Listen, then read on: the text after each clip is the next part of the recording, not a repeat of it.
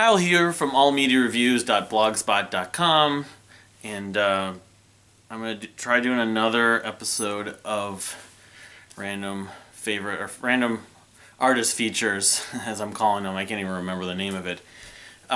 Today it's going to be Queensrÿche. Why Queensrÿche? Just because, okay, in short, I'll explain more in detail, but I was a relatively large Queensrÿche fan, but the biggest reason why I want to do them or feature them is because I've accumulated a pretty reasonable collection of their vinyls. But I'll apologize, I'm not going to be able to show even my favorite record from them. But anyway, so and I'll also just get into this a little bit more, but I really haven't been much of a Queensrÿche fan really since the late 90s, really since Chris DeGarmo left. So whether that's fair or not, I don't know. I mean, I might be missing out on some stuff, but that's just what's happened. But anyway, let's just get into it. So it was after I discovered Dream Theater in the mid-90s, but not that long after, and Fate's Warning, as another band I was trying to figure out who's sort of doing this similar style of, progressive stuff that was metal, was Queensrÿche. I remember I was talking to some people at the job I had at this country club anyway, and they recommended Operation Mindcrime for me, and Empire. And actually it goes back further than that. I worked at Sam Goody in the summer of '93, and we actually had like a video of theirs, which I have videos too. I don't really show those, the VHS tapes. And we played them at Sam Goody frequently, the Silent Lucidity one. Of course, I'd heard Silent Lucidity on the radio, on the local hard rock, heavy metal station here and there, and thought it was good, although the singer, I wasn't really totally into the singer that much, but when I got into Marillion, I was thinking Jeff Tate sounded a little bit like Fish, the original Marillion singer. But anyway, they released, of course, in 1983, I was looking up again, their debut was an EP. I kind of just looked at it as their first album when I discovered them. Just the self-titled Queen, and I believe it's just Queensrÿche. Here's the vinyl for it. I don't know what kind of pressing this might be, a first pressing, but this turned out to be one of my favorite releases of theirs, actually, because I don't know, it just sounded more raw. I don't want to screw this up, of course. And it did remind me of the Fates, because I had already become a Fates Warning fan at that point, I remember. And I also remember it reminding me of Black Sabbath, who I was a fan of. I really don't want to screw this up, so I may just end up, okay. And I have a lot of stuff to show here, I'll just be honest. But it has Queen of the Reich. That was probably the song that I enjoyed the most. I didn't put that in wrong. But the whole EP, or whatever, first album, Night Rider, Lady Wore Black was one of the other kind of big tracks. So there's only, 4 songs on this EP. I seem to remember when I bought the CD it had more than that, but I could be wrong. But anyway, I just, it was very raw sounding, but the vocals were, the falsettos, I really liked Jeff Tate's vocals, and anyway, like I said, it reminded me of the early Fates Warning, of course, and I wasn't aware of Iron Maiden. A lot of people compare it to Iron Maiden, a lot of their early stuff, but anyway, so then their first full length, I think it was the year after, that was '83, was Warning, which, I'll quickly show this too. Among all the early records is probably, I would probably rate the lowest. Maybe even the lowest among all the records that I have or enjoy from them. But that doesn't mean it's a bad record. There were a couple of, like, really, the live songs that were really popular, but Take Hold of the Flame, and I want to say Enforce, and then the title track. And I remember it was still raw, but it was a little more refined in terms of the production. The songwriting was still raw in terms of, was it progressive, whatever? Did it sound like Rush? Not exactly. It sounded, I don't know. Other than the Black Sabbath element, I guess maybe wasn't quite as noticeable, but it still was there to a point. But and there was sort of a little bit of sort of a glam, darker glam. I mean, this wasn't new wave of British heavy metal because Queensrÿche was from Seattle, although they were certainly influenced by a lot of that. Judas Priest, of course, and Maiden. But I don't know. I like the cover art, but again, among all the early Queensrÿche stuff, all the records that I enjoy from Queensrÿche, I'd still put this at the very bottom, but I still would probably give it about 3 stars because, you know, decent record. Anyway, moving on.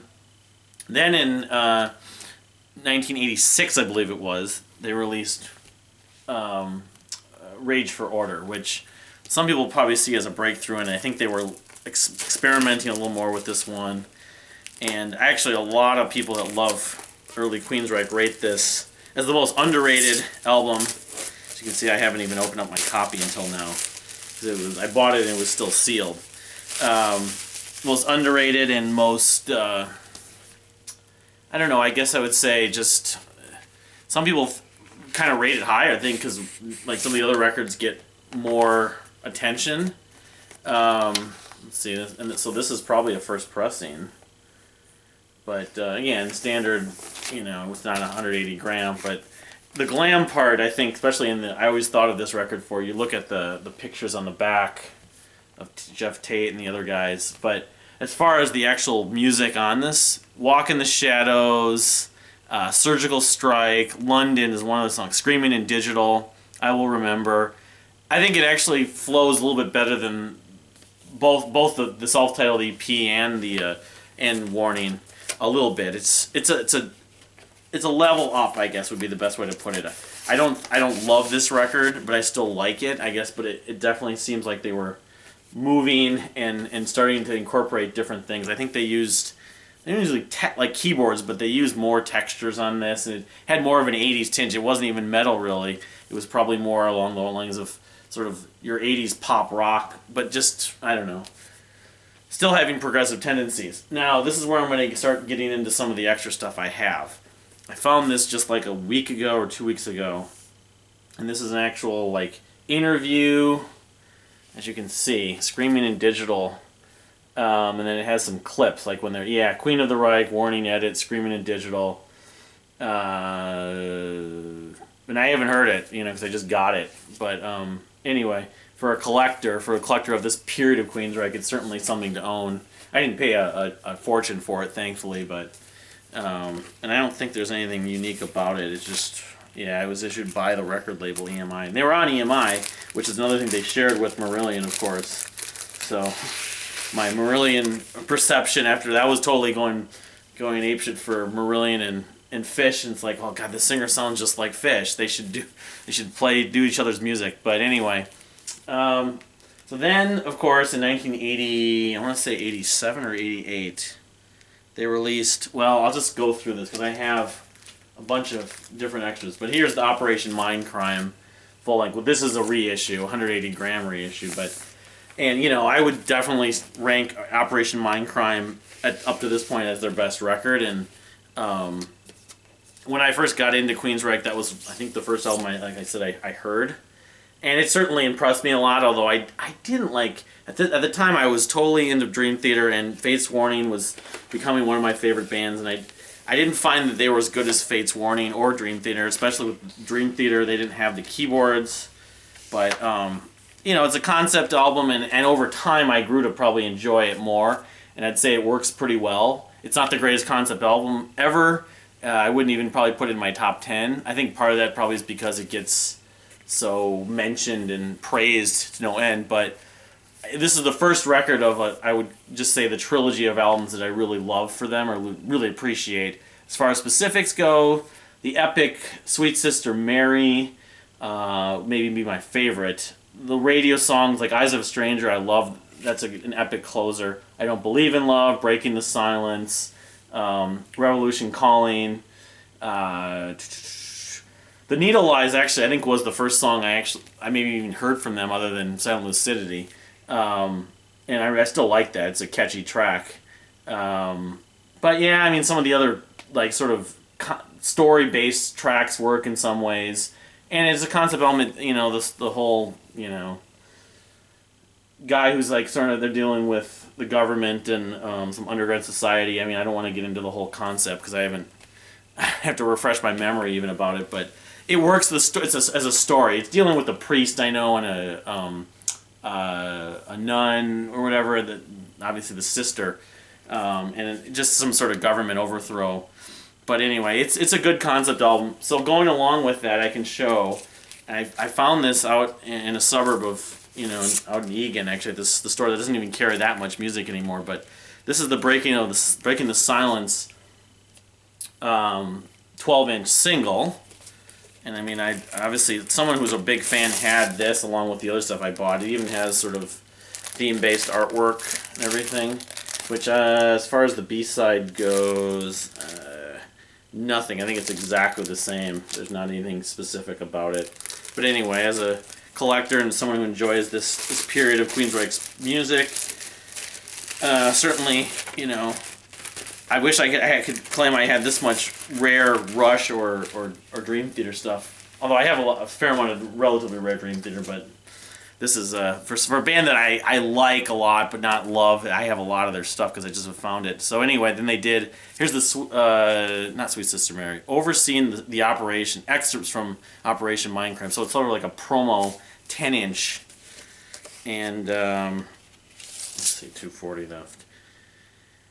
Yeah, it has, remember, just a bunch of different cuts, probably just maybe clips, maybe for some promotional reasons. I don't know, for a radio station. But Sweet Sister Mary's on the first side, actually, as you can see. But yeah, I Remember Now, Revolution Calling, Operation Mindcrime, the title track, Breaking the Silence, Eyes of a Stranger. This is a cool one. I definitely appreciated this one. So. As you can see, I should have just looked at that, and then I ended up getting a tour book. No.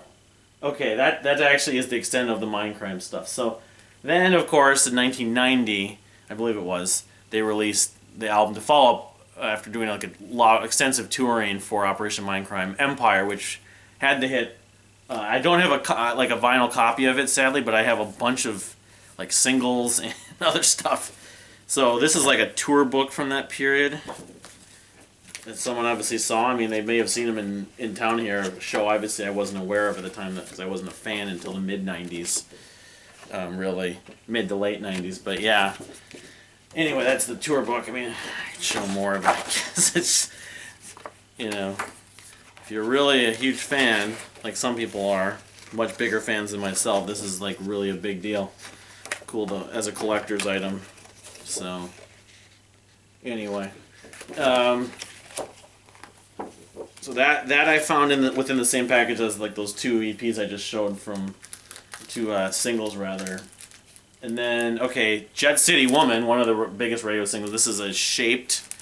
If I'm even going to be able to remove this, I don't know if I. Yeah, all right. It's a shaped. Like, of course, there's the Queensrÿche. And then at this point, Queensrÿche was pretty big. Silent Lucidity probably came out as a single, may have been played before the actual album came out. But Jet City Woman and then Empire Live. But yeah, this is quite a unique designed, I don't even call it, it's a single of some kind of Jet City Woman. But Jet City Woman was one of the 3 or 4 staples, besides Silent Lucidity, that they played from Empire, of course, that got a lot of radio play. I'll talk about the record itself in just a minute, but I just want to make my way through all these really rare. Here's the Silent Lucidity single. It includes a full poster. 12-inch single, actually. I should have included. Alright. Making our way through the Queensrÿche Marathon here, slowly but surely. Yeah, here's your poster, of course. Which I'll get into like the little bit about a poster in just a few minutes when I get past this, but yeah, this is quite you could put it on either one. You can that one, or here's the actual poster. I'm sure some people may have gotten this on tour or something like that. Probably put it on their bedroom walls. All the women that had the lust for some of the members of the band, especially Jeff Tate, I would guess, probably did as well. But yeah, I'm not sure. Let's see. So this is the Silent Lucidity single, and awfully narrow. The Mission, Eyes of a Stranger Live, both those tracks from Operation Mindcrime, I believe. But yeah. So, this one may take a bit more time, so I'm going to hold off since time is not on my side. A lot of stuff here. Then we got a couple more items here. This is another Jet City Woman single. This is the 12-inch, which includes, maybe I won't be taking this out. Obviously the single on the B-side, A Dream in Infrared, which is an acoustic remix. That's a song from, I believe, Rage for Order. And then Walk in the Shadows, also a Rage for Order song. So, and it tells, it even gives like tour itinerary, as you can see. Alright, and then, what's this one right here? This is another, see, it's an endless supply of Jet City Woman singles, which I think this is probably pretty much the same thing as the smaller one I showed before. Unless I'm missing something or I'm forgetting something. This one I might be able to pull out just quickly, but they were like Marillion in the 80s when the Empire hit. I think the record label saw the success of Operation or Mindcrime and decided we gotta get this band name and there's singles everywhere, so they went ballistic. And it was still the age of vinyl in 1990. I mean, CDs were starting to become more popular, but a lot of people still bought vinyl. And then, here's the title track for Empire, which is another shaped deal, just like the with the Jet City Woman one I had earlier. Another interesting piece, and it has this on the second side, Scarborough Fair Canticle, which that's a Simon and Garfunkel song. I don't know if they covered it. They might have. I'm not sure what the deal is. Maybe it was a cover. I wonder if it's on YouTube or something in '86. But yeah, that was from maybe live from '86. Anyway, so that was Empire's a song I like. So talking about Empire, the album as a whole, I really do enjoy, including the hits, Jet City Woman, and I got a couple more here, which I'm just gonna go through as quickly as possible. Silent Lucidity. It's like a promo pictures and stuff, I think, and then it also came with, I think, a 7-inch single. So yeah, you can see. Oh man, let's see. Yep, this is the 7-inch single, which I don't think it has anything next. Oh, it has the Mission Live also, so it's basically the same as the 12-inch, but it's just a 7-inch, and it comes in this neat little box. I remember I really didn't pay a ton for this basically all these rare. I think I paid maybe $30 or $40. So I'm like, because they were just trying to get rid of them. And let's see here. Then there was this deal. This is the Best I Can 3-track single. And I also can confirm that the Queensrÿche diehards, this stuff, none of this stuff, most of the stuff isn't really all that rare. I mean, it's relatively rare, but it's not like it's limited to 500 or less copies of a lot of this stuff. Some of it may be like those design vinyls, but yeah, this is the Best I Can, which is not the Rush, the cover of the Rush song, of course. But then I Dream in Infrared, and then Prophecy, which I think might be from the first or second album, Live in Tokyo. And it's got a Chris DeGarmo, a poster of the band again.